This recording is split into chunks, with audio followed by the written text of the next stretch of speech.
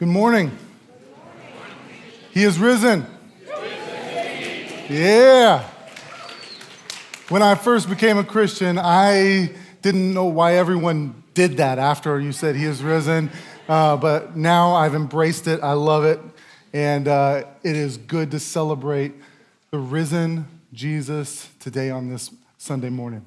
My name is Jim Mullins, one of your pastors, and I want to start today by talking about an important moment, a life-changing moment in history. Early on a Sunday morning, 37 years ago, my grandma opened the oven and revealed the most glorious tray of golden flaky biscuits the world has ever known. You can check the history books. There has never been a better batch of biscuits than what my grandma made on that day. I was 3 years old. It was one of my first memories. There was a big imprint on my mind of seeing those delicious biscuits. And it was a big day for me because I had just been dropped off in a new home and I needed some comfort. See, one day my mom dropped me off at my grandma's house, and she didn't come back. Nobody knew where she went. And for days, I could hear the adults in the house in hushed tones trying to figure out what had happened. And I walked around with my little He-Man blanket clutched in my hands that reminded me of my mom. And I tried to listen in, and I tried to understand what these adults were saying just so I could get a clue as to where my mom was and when I would see her again. And I think in that moment, when I needed comfort, my grandma, she saw me. And she did one of the kindest things. I think the heavens opened up and gave her supernatural abilities, and she went into the kitchen and whipped up the greatest batch of biscuits the world has ever known. And she invited me to a feast. She called me out of the living room and into the kitchen and said, "Jimmy," she's the only one who can call me that, by the way. "Jimmy, come in the kitchen. I have something for you." And she laid out a feast, and she cared for me and comforted me in my time of need. When I was at my lowest, she met me with a feast. Early on a Sunday morning, 37 years ago, my grandma opened the oven and revealed a feast of golden, flaky biscuits. Today, on Easter Sunday, when we celebrate the resurrection, what we're going to do is we are going to actually go hundreds of years before the resurrection, hundreds of years before Jesus walked among us, and read Isaiah 55, this poetic description of God's feast, a poetic invitation that God is inviting his people to a great feast. It was written to God's people who had lived in their homes, and then one day the Babylonian Empire came in and took them out and carried them off into exile, into a new home. And they were disoriented and discouraged, felt like God had stopped speaking to them. And they needed comfort. And how does God respond to them in their time of need? In the time where they were desperate for comfort, he invites them to a feast. Isaiah 55, verse 1, "Come, everyone who thirsts, come to the waters. And he who has no money, come, buy and eat. Come buy wine and milk without money and without price. Why do you spend money for that which is not bread, and your labor for that which does not satisfy? Listen diligently to me and eat what is good, and delight yourselves in rich food. Incline your ear, come to me, hear that your soul may live." What's happening in this passage is that God is inviting his people to an extravagant feast, a feast that satisfies the deep craving of their soul, and he's given it to them in the moment when they need comfort most. Isaiah uses poetic language. And what he's trying to do here is trying to evoke a feeling that reminds you, that reminds the hearers of what it's like to be hungry and thirsty. It's like saying, do you remember what it's like to be thirsty?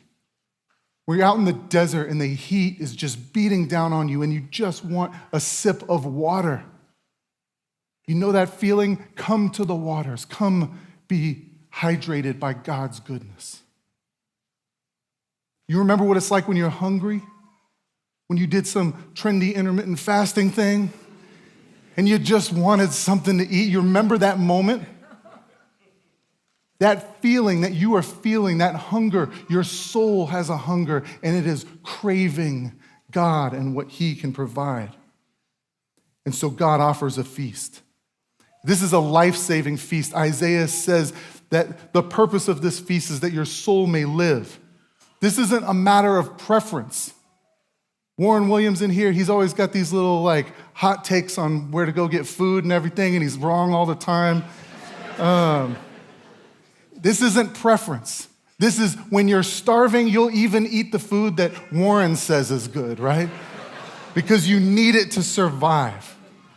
One of my favorite shows is Alone. Anyone here watch it?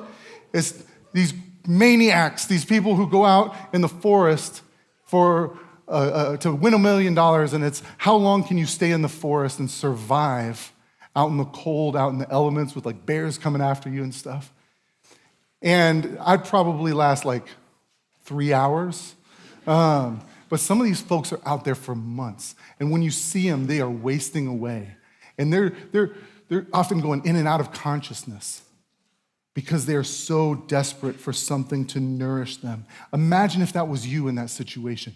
You're out in the forest, you're out in the cold, and you just need something to eat.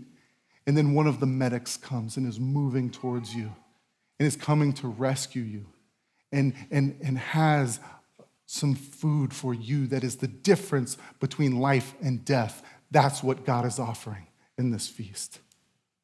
But this feast is also extravagant, not just functional. Verse 2, it says, eat what is good, delight yourself in rich food. It's not just sufficient, but it is abundant. It is extravagant. Imagine if that medic who's coming to save you in your freezing moment out in the middle of the forest shows up and doesn't give you some chalky protein bar, but for some crazy reason has a platter of biscuits and gravy, steaming hot out in the middle of that freezing forest, and you're eating that. Imagine what that would be. Imagine that satisfaction. That's what God is offering to your soul, to keep you alive and to give you a feast. I imagine if Isaiah was speaking in our day, because here's the thing. I'm not really all that enticed by Isaiah's pitch here on the specifics. He says that this feast has, for some strange reason, wine and milk and bread. That's a weird party right there, right? Especially the milk doesn't feel all that extravagant. Most of you guys are lactose intolerant and just couldn't handle it anyway. But what would Isaiah say if he was using this metaphor with us? Maybe something like, come, everyone who is hungry, and feast on biscuits and gravy. Sink your teeth into a buttery masterpiece with a gentle crunch on the outside and a soft, pillowy center as if God gave a portion of a cloud and put it inside of a biscuit. Come delight in delectable biscuits that are smothered and baptized in flavorful gravy. Come feast. The message is, God is the biscuits and gravy on a Sunday morning, the only thing that can satisfy the deep craving of your soul. Now, lest you think I'm being irreverent by comparing God to biscuits, I just want to remind you that in John 6, Jesus called himself the bread of life. And I would argue that the highest form of bread is biscuit, right? So this is my way of honoring him. John 6:35. Jesus answers the cry of Isaiah. Isaiah had been giving this invitation to a feast, but in those days they wouldn't know how it got fulfilled. But Jesus, likely with this verse and the verses of Isaiah 55 in his mind, cries out and says, I am the bread of life. I am the bread of life. Whoever comes to me shall not hunger, and whoever believes in me shall not thirst. Isaiah gave the invitation, but Jesus delivers on it. He is the very one who is the bread of life, whom our souls were made to feast upon, who nourishes us, who gives us life, and who satisfies the deepest cravings of our heart.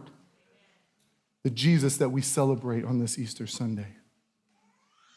Now the question is, if God is inviting them to this great feast, why would anyone reject that invitation? Why? Isaiah has the same question. His question is, why do you spend your money on that which does not satisfy? Why do you work so hard and spend your money on something that costs you something when you have a free meal and it deeply satisfies you? Why? Well, they don't know maybe what's on the menu. So Isaiah in the rest of the chapter names these different aspects of who God is and how, and as you look at each of these, they correspond with the deep desires, the deep cravings of our heart. But we also see that what Isaiah is offering, Jesus is also fulfilling. The question is, in this great feast, what's on the menu? And it's all the things your soul craves. What does your soul crave? Your soul craves love. In a world of transactional relationships where people are trying to get to know you so they can get something from you, you crave the transformational love of God that moves toward you even when you have nothing to offer. Isaiah says this is on the menu in verse 3 when he talks about the steadfast love of God that he had for David. King David is now being extended to all of God's people. That close, intimate relationship is now available to all who call on his name. But Isaiah offers it, but Jesus fulfills it. Jesus, the bread of life, shows us that God's love isn't just some cheap sentimentality, but it's extravagant. And it's the type of love that compelled him to go to the cross, what we celebrated on Good Friday, where he absorbed this brutal death to give you life and to take on your sins and to give you his life, to show you with every wound, with every second of suffering on that cross, the deep love that God has for you. Come feast on God's love. Your soul craves presence in a world of loneliness and distraction, where we're all just endlessly staring at some glowing screen, and you want someone who can actually look at you and say, I know you. I know you for who you are, and I'm giving my attention and my presence to you. Your soul craves real attention and presence. Isaiah offers it, talking about the God who's moving near to us.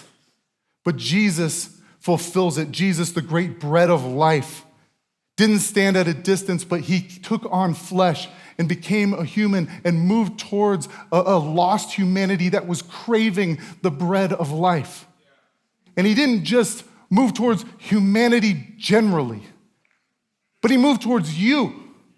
Him taking on flesh was him coming for you and giving his attention to you and seeing you. And he's still doing it. He's locked in on you and offers a presence that your soul craves. Will you feast on the presence of God? Your soul craves forgiveness.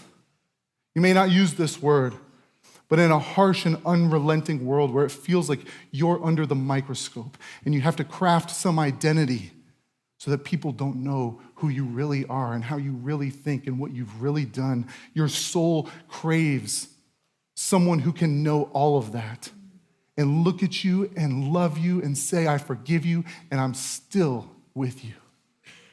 Isaiah offered it by saying that God is full of this abundant pardon, but Jesus, the bread of life, fulfills it. Not by merely uttering words of forgiveness, but by offering his body on the cross so that you could be forgiven and your sins paid for. Your soul craves a secure future. In a world where the future seems so unstable, and you look at the people that you love, maybe it's your kids, maybe it's someone else, you look at them and you just hope that they're going to be okay. And you wish that somebody, your soul craves somebody who can look at you and say, it's going to be all right, without that fear and uncertainty in their eyes. And Isaiah says, this is what's on the platter. This is what's on the menu. As in verse 11, he starts talking about the future, the new creation that God is going to bring. And he's grasping for words and images to use to describe the joy and the peace that's coming. And he describes mountains singing and the trees clapping their hands and the whole creation bursting out into song to describe what is going to come when God makes all things new. And what was poetry in Isaiah becomes real in Jesus. Jesus, the bread of life, fulfills it, takes it further. When he bursts out of the tomb and shows that he has power over death and the ability to take this broken, messed up world and make new creation with his renewed body, pointing to the day, with him being the first fruits of a new creation, pointing to the day when he'll return to wipe away tears, to make all things new, to send death into remission, to reconcile former enemies, to bring us into the unhindered presence of God where we will feast on all that he is and all that he has for us. Will you come to the feast? Will you come and feast on the one who offers a better future? That's what's on the menu. Love and presence and forgiveness and a better future. And the best part of all of this is that Isaiah says that it's free. It's without money and without price. Isaiah made this offer with the ink of his pen, but Jesus fulfilled it with the blood of his cross. Because of our sin, we deserve distance and death, but through the cross, Jesus pays the price so that we can be invited into this eternal feast and receive what God is offering to us. Every morsel of the feast that is being offered was paid for through the life, the death, and the resurrection of Jesus. Will you come and feast on this extravagant gift that God is offering? This feast that satisfies the deep craving and hunger of your soul. Again, why would we walk away from this? Why would we say no to such a gift? Isaiah's question again. Why do you spend money for that which is not bread and your labor for that which does not satisfy? Why? Why are you working so hard for that chalky protein bar when God is offering the bread of life, Jesus? Here's what our problem is. Here's why. We don't know the difference between biscuits and gravy. We don't know the difference between biscuits and gravy. Let me explain. I had this cousin. He would always come over for Sunday morning biscuits, and the best way I could describe him is he would be like if a Muppet came to life. Like, that's what this kid was like. It's hard to explain, but like his mannerisms, his whole way of being, like you don't believe me, but if you saw him, you would immediately get it. You're like, okay, my cousin, the Muppet, right? One day we were sitting there and Grandma began to make the biscuits and the smell began to waft through the house. And I mean, it was just enticing us. And he couldn't handle it. He was so hungry. He took his spoon. He had this crazy look in his eyes. And he reached across the table and he just dipped it in the gravy and took a spoonful. And he looked around and he did it again. And we were looking at him like, I think he might be the first person in history to do this, right? And soon enough, he's pulling that bowl towards him and treating this bowl of gravy. And we're not talking about the smooth brown, we're talking about the chunky white gravy, and treating it like it's a bowl of soup. As this 5-year-old kid probably put down 30 ounces of gravy in that moment. Now here's the problem. By the time the biscuits came, his stomach was full. He had no appetite. As a matter of fact, he was in pain. He was over in the other room, keeled over from what the damage that this bowl of gravy was doing to him. And here's the thing. The main thing, the meal, the feast is the biscuit. The gravy is just the supplement. It's just the side dish. God is the biscuit and everything else is the gravy.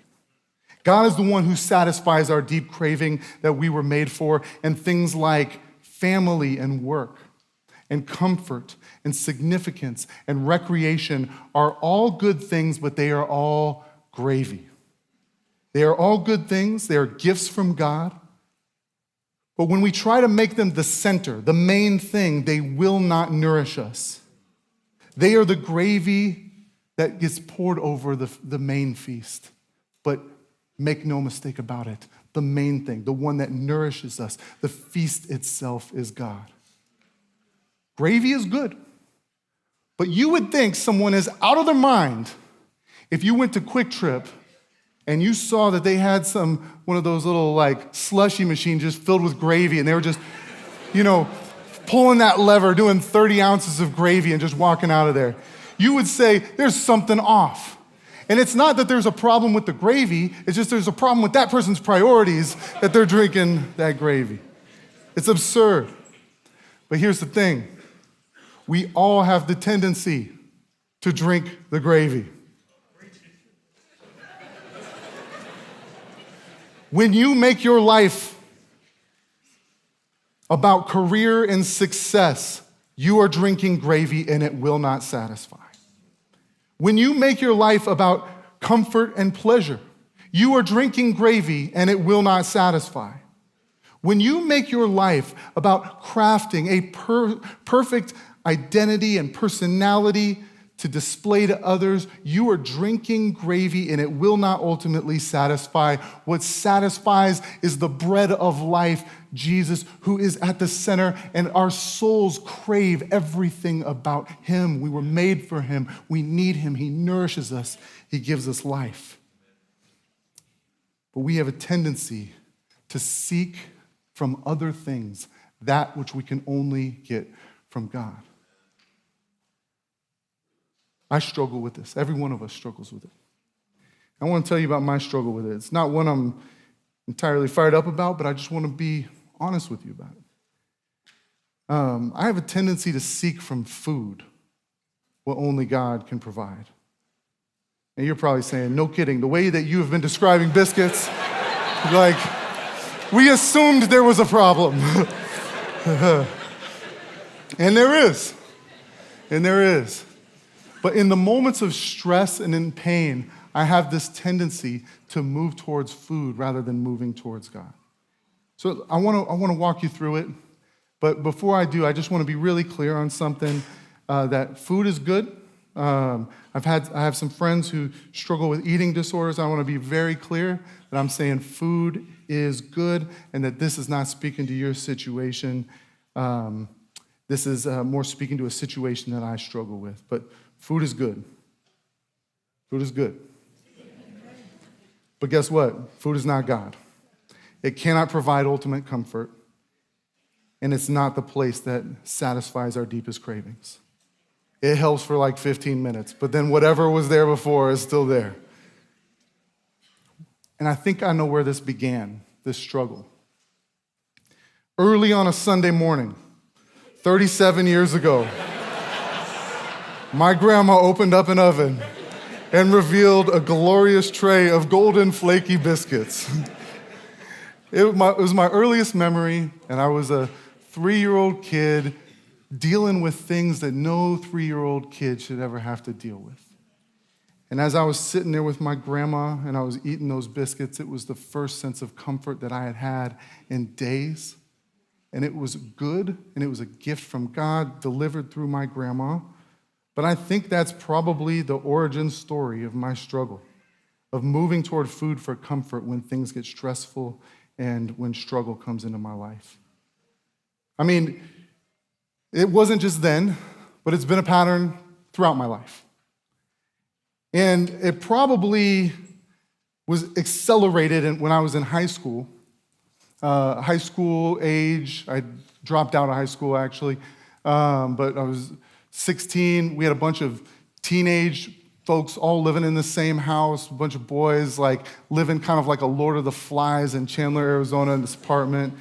And we were never homeless. We were never without food, but it felt like it got close sometimes. And so anytime I would go somewhere where there was free food, I would just eat as much as I possibly could. Or if I'd go to Fazoli's, the little Italian fast food restaurant, I'd snatch like breadsticks off of people's plates when they'd walk away and things like that. And I was hoarding it, and it created this pattern where I seek comfort from food in stressful situations, and I eat as much as I can whenever free food is available.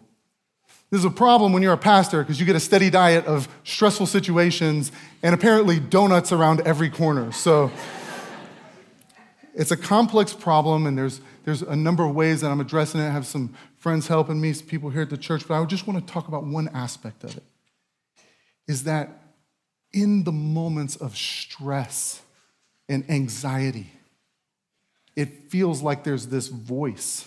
It's not an audible voice, but there's this almost this calling that says, you need comfort. You need to be nourished. And I usually take that as an invitation to go to Culver's and get ice cream. But what if that anxious craving, that underneath that anxious craving, that longing, that hunger in the moment of stress is actually an invitation from God, similar to the one that Isaiah is giving that says, come to me and feast and receive all that I have to give you. And over the last several months, I'm probably 50-50 on this. What I've been trying to do is to take those moments and instead of going to the ice cream, take those moments and say, God, I'm here. Can I just feast on your love and your forgiveness and your kindness and your presence in this moment? And those have been some of my sweetest times with Jesus. Underneath the anxious craving is an invitation to a better feast. And you have this too. You have your own type of anxious craving. Some of you, it's the anxious craving for control. You're afraid of the future, so you make endless plans and you strategize and you have spreadsheets and you annoy everyone around you because you are making plans to make sure bad things don't happen. And your plans may be good, but underneath that is an anxious craving to be invited to a feast, to sit with the God who's sovereign and holds history in his hands. Here, underneath the anxious craving, the call to come and feast and be with Jesus. Some have the anxious craving for escape. When life gets hard, you turn to endless entertainment just so that you can get away. But after you've been watching episode after episode of that show, what has been driving you? It's an anxious craving. And under that anxious craving may be an invitation for you to come and feast on the God who is your refuge, who has something to give to you that entertainment can't, where you find your escape in him. What is it for you? It might be a craving to be known, or a craving for meaning, or security. But if we slow down and stop and listen, and don't try to just satisfy ourselves with gravy, but listen. There's God inviting us and offering the great feast that will satisfy our souls, the bread of life, the risen Jesus. And I know many in this room have experienced it. But I also want to speak to those who haven't, or maybe those who doubt it. Because I was once in a place like some of you where I was dragged to church by my grandma on a Sunday. And I was just wishing this dude would stop talking about biscuits or whatever he was rambling about, just so we could get home and I could satisfy my grandma and say I went to church once this year. And what I thought was, what this preacher is saying sounds nice, but it sounds too good to be true. And when it sounds too good to be true, it usually is. Like, Superman seems like a great concept, wish it was true, but it's just not true. And that's how I was thinking about this Jesus stuff. I was asking, isn't this just a fairy tale?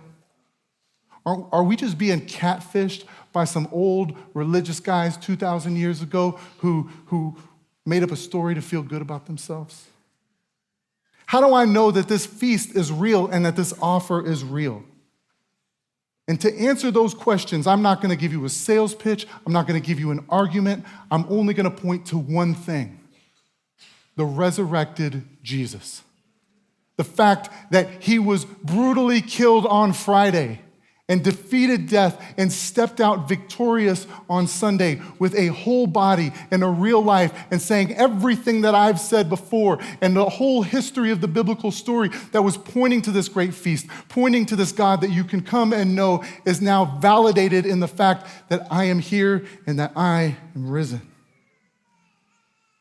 You see, early on a Sunday morning, 2,000 years ago, God provided something better than grandma's breakfast. Rather than opening an oven, God opened up a tomb and revealed the risen Christ, the one who's the bread of life, the feast who can satisfy our souls. Early on a Sunday morning, 2,000 years ago, a group of devastated women, including Jesus' own mother, wandered to a tomb where Jesus' body was left to decay, and they found it empty. An angel saying, "Why do you look for the living among the dead? He is not here. He is risen." Early on a Sunday morning, 2,000 years ago, Jesus stepped out of the tomb and began to show himself and reveal himself to his followers. Not just his disciples, but over 500 people. Showing them his scars, showing his resurrected body, showing that this is not a fairy tale or a myth or just some religion concept, but a resurrected, real body that had conquered death. And these people so believed in what they encountered in the real resurrected Jesus that they were willing to die for it. Later in their life, many of them would be persecuted and put to death, and all they would have to do is renounce Jesus and say, "I didn't see him resurrected," in order to get out of it. But they died because they knew that it was true, and they knew that he was risen. And they also knew that early on a Sunday morning, 2,000 years ago, Jesus stepped out of the tomb and proved that he had power over death and would one day return and vanquish all that terrorizes our world.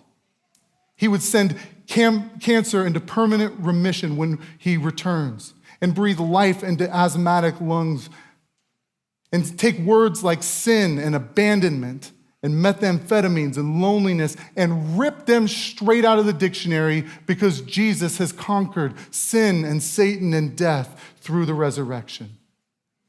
Early on a Sunday morning 2,000 years ago, Jesus stepped out of the tomb and went to his disciples, who were afraid, who had formerly abandoned him, and he made them breakfast. And he reminded them.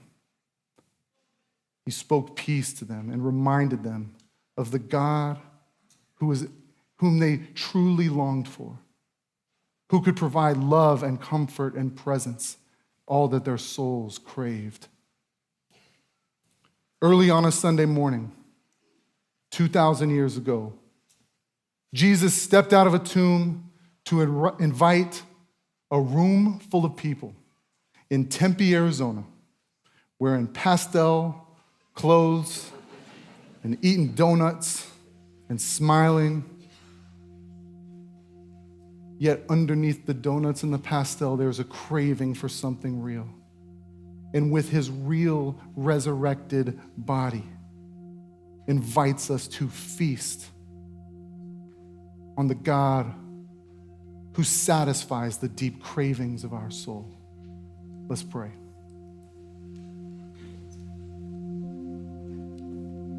God, our hearts hunger and thirst for you. Show us not just that you are the good news of this day and the reality of your character that we need and how it fulfills our deep longings, but also the reality that this isn't just some story, but there is a resurrected King who is showing us that this offer, that this feast is real. We honor you and celebrate our resurrected King. In Jesus' name, amen.